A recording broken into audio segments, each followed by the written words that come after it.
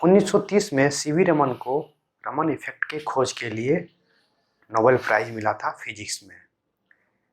Raman effect की खोज CV Raman ने 1928 में अपने स्टूडेंट के.एस. कृष्णन के साथ मिलकर की थी। तो आइए रमन इफेक्ट और रमन स्कैटरिंग है क्या, इसके बारे में जानते हैं।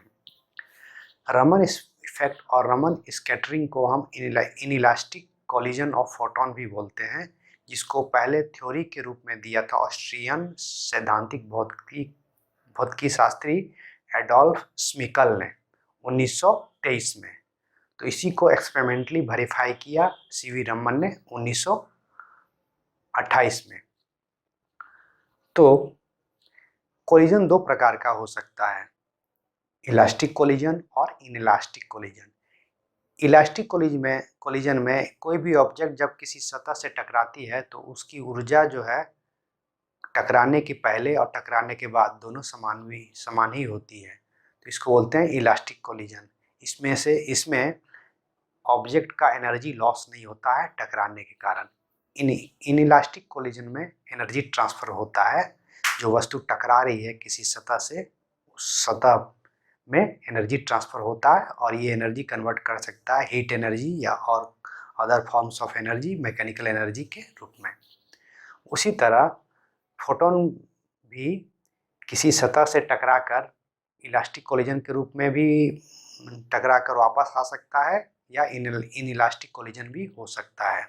हम जानते हैं कि फोटोन जो है वो क्वांटम ऑफ पार्टिकल है लाइट का, यानी लाइट जो है प्रकाश छोटे छोटे कणों से मिलकर बना है और ये कण ऊर्जा के पैकेट हैं। इसी पैकेट को बोलते हैं फोटोन। तो जब कोई फोटोन किसी सतह पे पड़ता है तो वो टकराता है सतह के छोटे छोटे कणों से, यानी इलेक्ट्रॉन प्रोटॉन जो छोटे छोटे एटॉमिक पार्टिकल है उनसे टकराता है और इनसे टकराने के बाद वापस लौट के आ जाता है।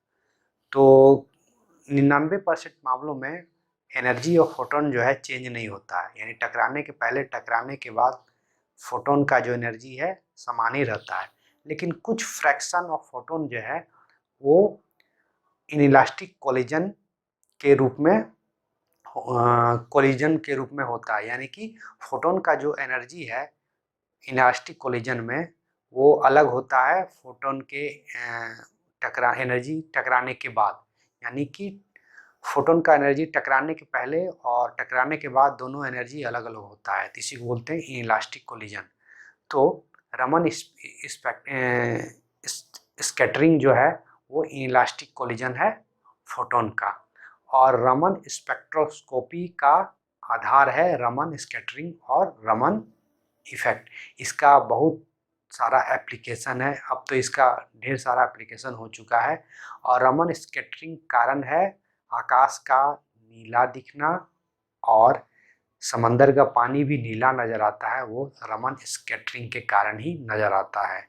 फोटोन का एनर्जी लॉस होता है किसी वस्तु से टकराने के बाद और उसकी एनर्जी बदल जाती है।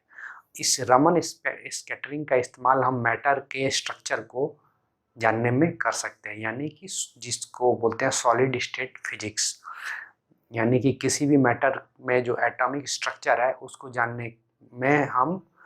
जानने में मदद कर सकता है ये रमन स्कैटरिंग प्रोसेस और इनइलास्टिक कोलिजन ऑफ फोटोन।